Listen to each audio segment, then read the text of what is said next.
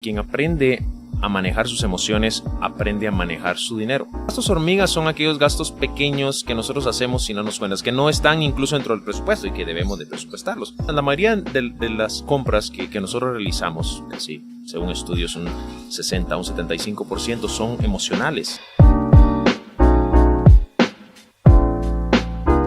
¿Qué tal amigos? ¿Cómo están? Bienvenidos nuevamente a nuevos episodios de su podcast Positivo. Hoy nos encontramos acá con un muy buen amigo, un privilegio tenerte por acá. Mario de Paz ya ha estado con nosotros en algunos episodios y vamos a tratar temas bastante interesantes, ¿no, Mario? Sí, Robin, un gusto nuevamente estar aquí con tu persona, con este podcast que has estado haciendo y que en realidad pues está teniendo bastante eco en las personas, ha estado ayudando, mucha gente ha estado viendo algunos y magnífico, la verdad me gusta mucho tus podcasts. Muy bien, Mario, gracias. Si ustedes vieron nuestro episodio anterior que grabamos con Mario acerca de las finanzas, hoy vamos a enfocarnos un poquito también en ese tema y vamos ya a entrar en materia porque el punto que vamos a tratar exactamente en este espacio es las emociones y las finanzas. ¿Qué relación tan importante pueden tener mis emociones con mis finanzas? Y vamos a ver que está bastante conectado el asunto, ¿no? Sí, claro. Yo siempre les digo a las personas que quien aprende a manejar sus emociones, aprende a manejar su dinero. Porque los problemas económicos no son por el mal manejo del dinero, sino por el mal manejo de las emociones. Y así no solo en la economía, no solo en las finanzas, sino en cualquier área de la vida. Aprender a manejar las emociones, la inteligencia emocional es muy, muy importante. Quiere decir que si yo, y este sería como el primer punto aquí, si yo soy capaz de controlar mis emociones, también soy capaz de controlar mis finanzas. Sí, claro. Las personas, la mayoría de las compras que nosotros realizamos, así, según estudios, un 60 o un 75% son emocionales.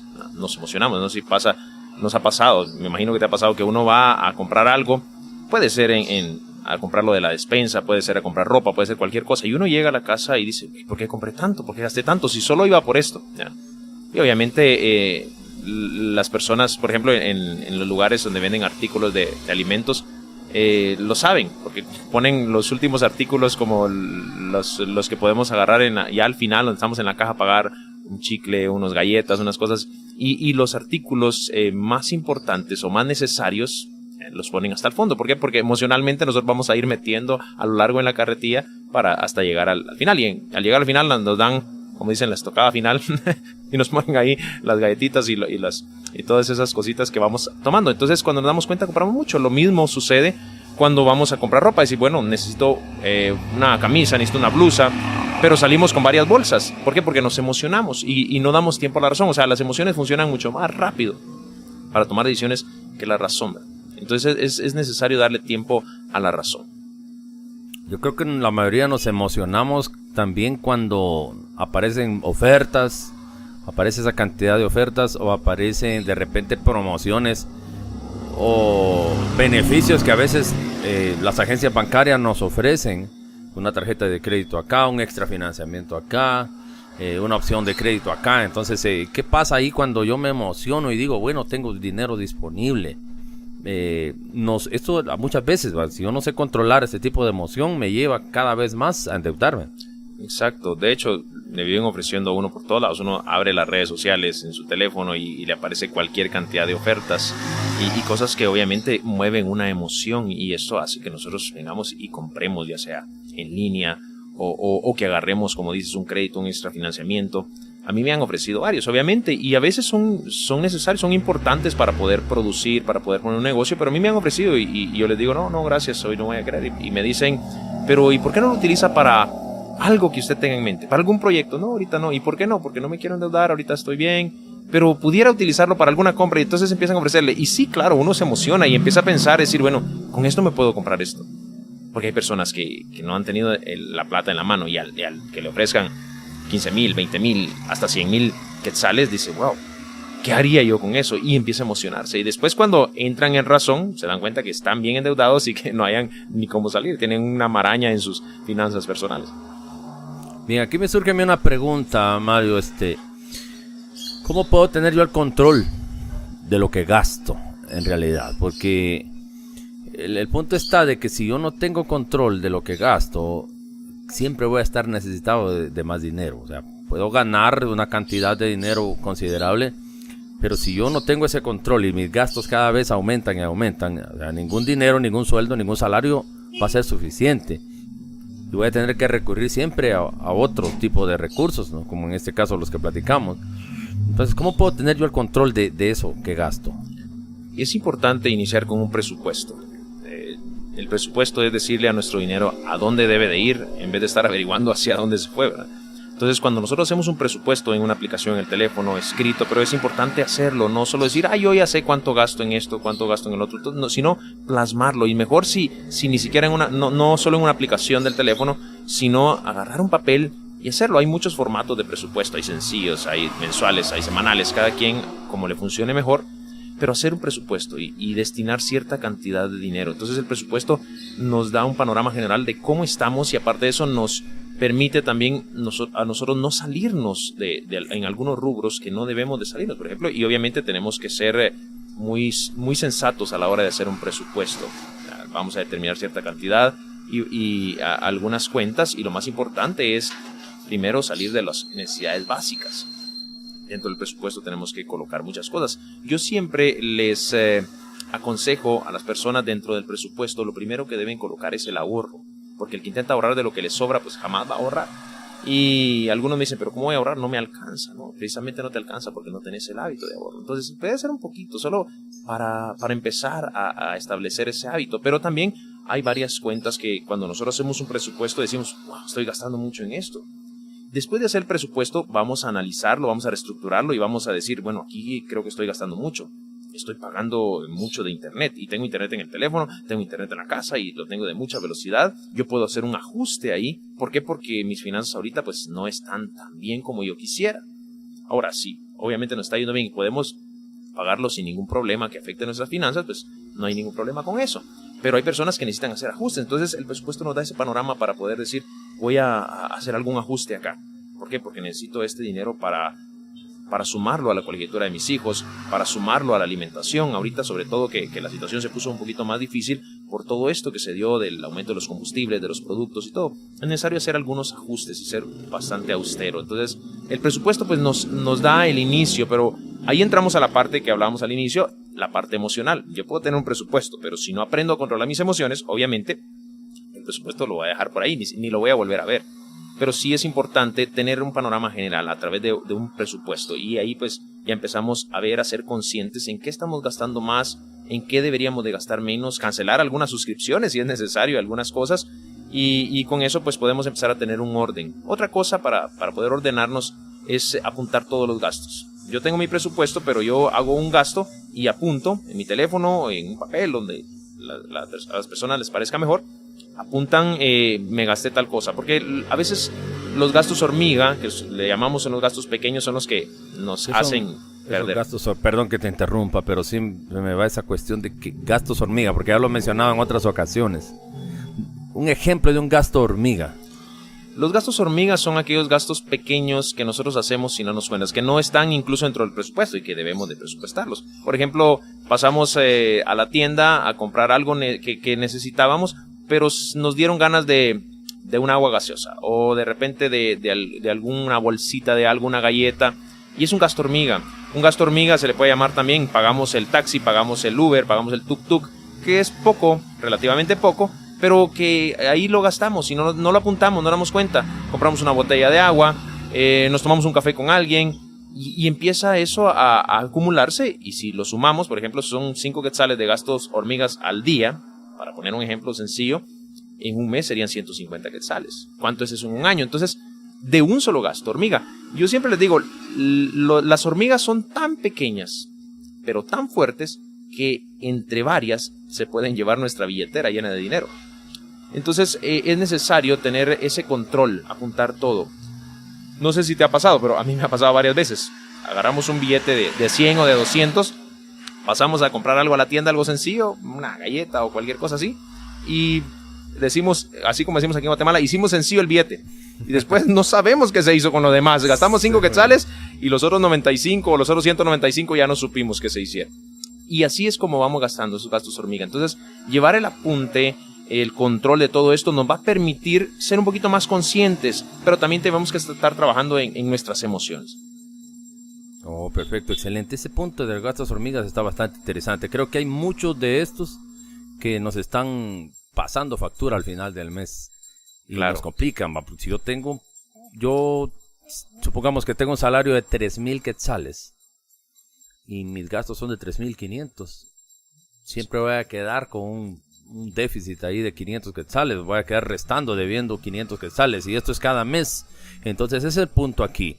Mi pregunta fue de cómo tengo el control de lo que gasto. Me dijiste que la primero es un presupuesto, ¿no? Claro. Tener un presupuesto. Lo segundo es, punto es de que cómo puedo, porque hay gente que tiene el presupuesto, pero que de todas maneras no respeta ese presupuesto que se pasa. Si su presupuesto está basado en lo que gana, nunca puede cumplir con ese presupuesto. Es como cuando yo hago un plan, le digo, este día voy a hacer todas estas cosas, pero resulta que me surgen otras cuestiones durante el día y me olvido de mi agenda, no la respeto, o sea, la cambio. Entonces siento que es una cuestión de carácter, ¿no? Claro. El asunto es de carácter realmente. El carácter es aquel que me permite a mí seguir yo mis propias órdenes, o sea, ser capaz de yo seguir mis propias órdenes. En este caso, si yo me doy la orden de cumplir ese presupuesto, si mi carácter es fuerte o firme, yo voy a cumplir con ese presupuesto. Y aunque me emocione con otras cosas, yo voy a respetar el presupuesto que tengo. Entonces así el dinero me va a alcanzar siempre. Y voy a controlar los gastos hormigas, tratar de minimizarlos o eliminarlos o incluirlos dentro del presupuesto. Porque creo que el problema es que no los incluimos. Claro. Porque creemos que no son importantes, pero al final nos terminan pasando factura. Exacto. De hecho, dentro de las cuentas del presupuesto hay cuentas, por ejemplo, salir a la comida dentro del hogar, también la comida con los amigos, salir y la recreación y todo eso, los gastos fijos, los gastos variables. Yo en el libro comparto un presupuesto bien sencillo que se puede hacer, pero es necesario cada una de esas cosas. Y dentro de los gastos hormiga, pues también lo vamos a poner, vamos a presupuestarlo. Yo hace poquito que daba un taller para una empresa, un curso que tengo, se llama Conectarnos con Abundancia, y trabajamos todo eso. Y en parte de los gastos hormiga, viene una persona y estaba haciendo y hasta se dio así en la cabeza y dice, como que ya entendí. Y yo lo observé, terminamos y al final yo le pregunto y le digo, te vi hacer un gesto. Le dice, ¿qué pasó? Es que me di cuenta, cuando yo hice el análisis de todos mis gastos hormiga, me di cuenta por qué era que a mí no me alcanzaba mi salario durante el mes. Y se dio cuenta que sus gastos hormiga estaba gastando muchísimo más, o sea, sin darse cuenta, de lo que gastaba en otras cuentas que sí estaban presupuestadas. Entonces eso es muy importante, pero como decías también hay que tener carácter. Pero iniciamos con un presupuesto, con un control de ingresos, de egresos, de estar apuntando todo, para que eso pues nos vaya permitiendo tener un panorama de qué podemos hacer. Hay que ser austero. El presupuesto también es flexible. Tenemos que hay situaciones, hay imprevistos, hay cosas, pero creo que eso pues nos da una ruta para saber a dónde queremos llegar. Bien, otro punto acá, porque estamos hablando del presupuesto y una parte muy importante del presupuesto es la cantidad de dinero que yo voy a ahorrar dentro de ese presupuesto. Y aquí me surge a mí, ¿por qué me cuesta tanto ahorrar? ¿Por qué a la gente le es tan difícil poder ahorrar? Yo creo que ese es uno de los factores más difíciles en cuanto a finanzas, ¿no? El poder ahorrar de ese mismo presupuesto que yo tengo o del dinero que gano. Nos cuesta ahorrar porque no tenemos el hábito primero, y esto tiene que ver mucho con nuestro patrón financiero, cómo nosotros manejamos nuestras finanzas, cómo viene nuestro patrón financiero en nuestra mente, cómo está instalado eso, que eso es un tema un poquito más de tratarlo más a fondo, pero nos cuesta ahorrar precisamente por eso, porque no tenemos ese hábito. Hay personas que no pueden tener dinero en la mano porque sabes que sus emociones se hacen y acaban con todo y dicen no sé qué pasa. Pero una de las cosas que yo le digo a las personas para que puedan empezar cultivar ese hábito del ahorro es que le pongan un apellido al ahorro, un apellido, un nombre y un apellido. Por ejemplo, que alguien diga, bueno, estoy ahorrando solo por ahorrar. No, voy a ahorrar porque voy a comprar tal cosa, necesito comprar tal cosa, voy a empezar a ahorro. Y si es necesario en un botecito, si es necesario pues lo va a meter al banco o lo va a dejar en el banco si es que no lo va a querer sacar de ahí, pero le va a poner un nombre y un apellido y va a conectarse con una emoción. ¿Por qué? Por ejemplo, esto va a ser para comprarle a mi hijo, a mi hija, tal cosa que necesita. Entonces, conectar con esa emoción, ¿qué le va a dar cuando le compre eso a sus hijos? ¿Qué le va a dar cuando pueda pagar? Que puede salir de deudas, puede ser un ahorro para salir de deudas, para inyectarlo al capital que debe de las deudas. Entonces, que al conectarnos con una emoción, pues eso va a permitir que cuando el ahorro que ya va empezando a crecer y suceda algo, no lo vayamos a agarrar y lo deshagamos nuevamente. ¿Por qué? Porque vamos a estar conectados. Entonces, eso es muy importante, que nosotros podamos conectarnos con una emoción en cuanto al hábito del ahorro. Me diste una idea muy interesante, porque en lo personal te cuento, me ha costado. No sé, nunca he podido formarme el hábito así definitivamente. Hay temporadas en las que yo puedo ahorrar muy bien, pero luego como que desaprendo ese hábito y ahí pasan varios meses en los que yo no puedo ahorrar nada. Luego me lo propongo otra vez y sigo ahorrando. Entonces es esa inestabilidad en cuanto al ahorro. Pero me he dado cuenta que en las ocasiones en las que he usado esa técnica de ponerle un apellido o un nombre a ese ahorro, ¿no?, me ha funcionado. Por ejemplo, digamos, empiezo a ahorrar este dinero es para vacaciones, por ejemplo. Ahorita quiero hacer un viaje a un país de Centroamérica, a Costa Rica, ¿no? Entonces le pongo ese nombre, le pongo ese apellido a ese ahorro, ¿no? Esto es para Costa Rica. Y determino una cantidad del dinero, ¿va?, cada mes que voy a apartar para Costa Rica y para Costa Rica. Eso sí funciona, eso sí me ha funcionado y creo que es una excelente técnica. Así que los que nos escuchan o los que nos ven, si les cuesta demasiado ahorrar, pónganle un nombre a ese ahorro, inténtenlo. Yo creo que va a funcionar muy bien, porque nos emociona, ¿no? Sabemos que es algo que queremos disfrutarlo, y si queremos disfrutarlo, nos va a tocar que hacer ciertos sacrificios ahora para no gastarnos ese dinero, pero que al final lo vamos a disfrutar mucho.